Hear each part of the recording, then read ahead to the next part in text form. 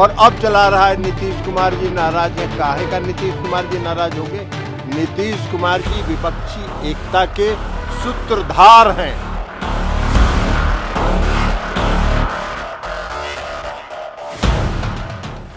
नमस्कार, मैं Pankaj Prasoon, decoding Bihar politics. जी हाँ, आज हम बात करेंगे बिहार की बदलती राजनीति पर। आपने मीडिया के कई तबकों में ये चर्चा सुनी होगी कि नीतीश कुमार पलटने वाले हैं, उसकी सच्चाई क्या है। उसके बाद दिल्ली में कांग्रेस की जो बैठक चल रही है उसकी सच्चाई क्या है। इस बीच आरजेडी क्या कर रहा है और सबसे बड़ा सवाल कि वामपंथी पार्टियों का रुख क्या है। आज हम बिहार में महागठबंधन के अलग अलग दलों की चर्चा करेंगे, लेकिन उससे पहले आप हमारे चैनल को सब्सक्राइब कर लें, इस वीडियो को लाइक कर लें। दोस्तों, जिस वक्त मैं वीडियो बना रहा हूं उस वक्त दिल्ली में कांग्रेस मुख्यालय के अंदर बिहार कांग्रेस के नेताओं की बैठक चल रही है। उस बैठक में मल्लिकार्जुन खड़गे और राहुल गांधी दोनों मौजूद हैं।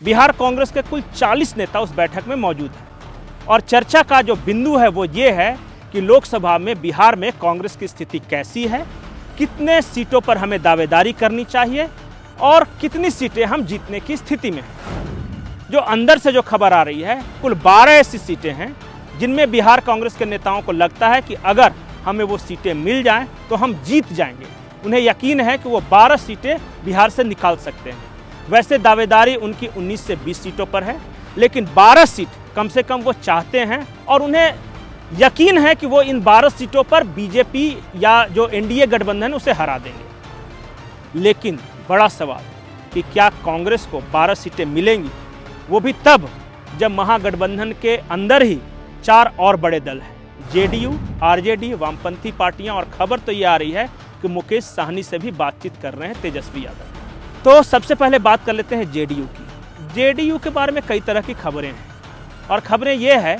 कि नीतीश कुमार को समझ में आ गया है कि इंडिया गठबंधन में उन्हें कुछ नहीं मिलने जा रहा। न वो संयोजक बनेंगे, प्रधानमंत्री बनने की बात तो दूर, और जो 16 जो उनके वर्तमान सांसद हैं वो 16 भी नहीं रहने वाले, क्योंकि 16 सीटें उन्हें लड़ने के लिए मिलेंगी या नहीं मिलेंगी इस पर भी शक है।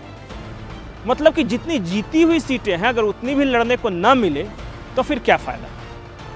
नीतीश कुमार ने कुछ दिनों पहले अपने सभी सांसदों से बुलाकर 1-to-1 मुलाकात की थी। उसमें कई सांसदों ने यह फीडबैक दिया कि इंडिया गठबंधन में या आरजेडी के साथ रहने में आपको घाटा है, वो इसलिए कि आपके सारे वोटर हैं वो आरजेडी विरोधी वोटर हैं। इसके अलावा उन्होंने ये भी सीट वाले भी बात कही कि भाई हम जीते हुए 16 हैं, हमें लड़ने को वो 16 देंगे या नहीं।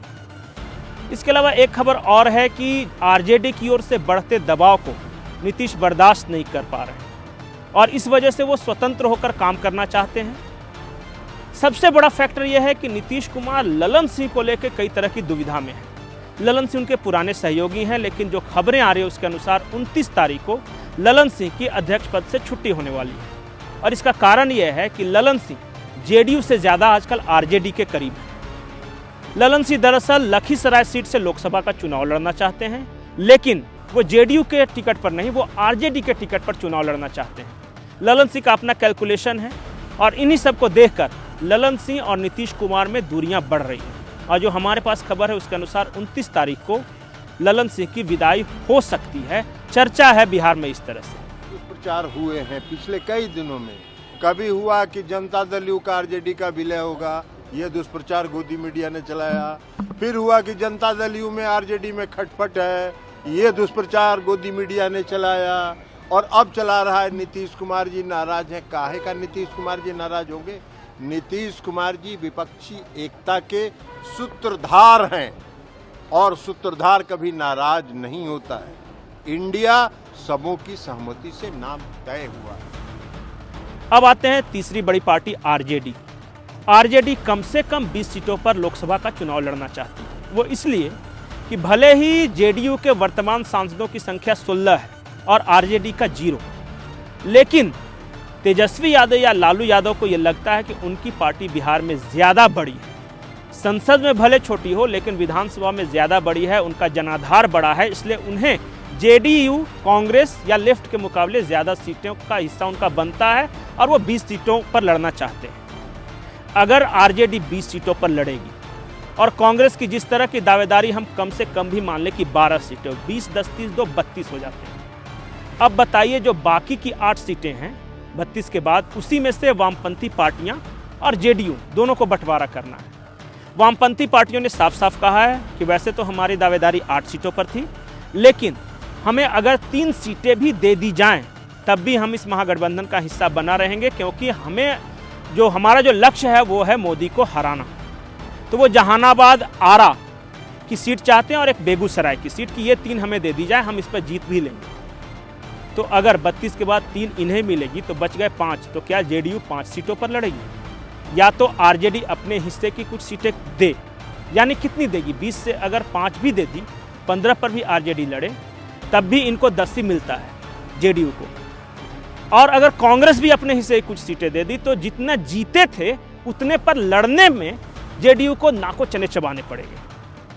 तो जो ताज़ा जानकारी है वो ये कि जेडीयू के कुछ लोग दिल्ली लैंड कर चुके हैं। कल ही चार्टर्ड फ्लाइट से आना जाना बहुत सारे नेताओं का हो रहा था और प्रधानमंत्री नरेंद्र मोदी नीतीश कुमार को वापस एनडीए फोल्ड में लेने में कोई उन्हें ऐतराज़ नहीं है, लेकिन अमित शाह थोड़ा हिचकिचा रहे हैं। वो क्रेडिबिलिटी की बात कर रहे हैं, लेकिन बीजेपी ने भी अपने तमाम सर्वे कर देख लिए हैं कि अगर नीतीश कुमार हमसे दूर रहते हैं तो हम 40 में से कितना भी जोर लगा लें, ज़्यादा से ज़्यादा 30 से 32 जीत पाएंगे। लेकिन नीतीश कुमार आ जाते हैं हमारे पाले में, भले ही नीतीश कुमार का क्रेडिबिलिटी कैसा भी हो, भले ही उन्हें पलटू राम कहा जाता हो, भले ही सवर्ण जातियां उनसे नफरत के हद तक खार खाए बैठी हैं, इसके बावजूद अगर नीतीश कुमार आ जाते हैं तो 40 में से 39 सीटें जो पिछली बार ये जीते थे वो अचीव करना संभव है। तो मकर संक्रांति के बाद यानी 14 जनवरी के बाद बिहार की राजनीति एक बार फिर से 180 डिग्री घूमने वाली है। इंतज़ार कीजिए, कुछ बहुत बड़ी खबर आने वाली है। नीतीश कुमार ललन सिंह को हटा रहे हैं, ये बड़ी खबर नहीं है, उससे ज़्यादा बड़ी खबर है आरजेडी और जेडीयू को लेके। क्योंकि अगर नीतीश कुमार नहीं आते हैं एनडीए फोल्ड में, जैसा कि उनके नेता बार बार करें, खुद नीतीश कुमार ने भी कहा है, तो ऐसे में जेडीयू के टूटने की भी संभावना है। मैं कह जाता हूं, आप मकर संक्रांति के बाद देखिएगा कि मेरा कहा सत्य होता है या नहीं होता है। नमस्कार। सुशील मोदी जी अपने छपास रोग से ग्रस्त हैं, उनको रहने दीजिए। हम तो आग्रह करेंगे, क्योंकि हमने एक वीडियो देखा है इस देश के आदरणीय प्रधानमंत्री जी का, मुंबई में वो भाषण दे रहे हैं, कह रहे हैं vote for India, vote for India, vote for India. तो अब Modi ji vote for India के लिए वोट मांगे और मैदान छोड़कर चले जाए। आज तक मैं भी 5 वर्ष रहा एनडीए में, आज तक कभी मोदी जी ने एनडीए की बैठक नहीं बुलाई, आज तक कभी बैठक नहीं हुई। हम भी 5 साल पार्लियामेंट में रहे एनडीए में, लेकिन नहीं हुई बैठक। अब उनको काहे का बैठक बुलाने का चिंता हो गया।